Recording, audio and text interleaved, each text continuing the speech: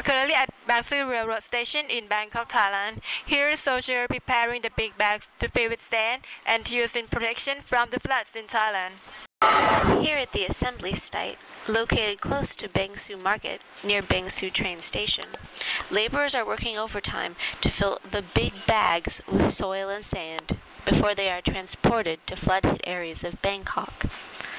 The concept of big bags is one promoted abroad as an innovative, easily assembled, and effective method of preventing flood damage.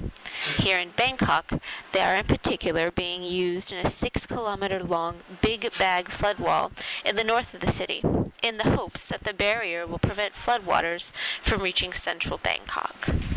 Water pumps, located behind the flood walls, are working to disperse water from flooded districts, including Don Mueang and Rangsit.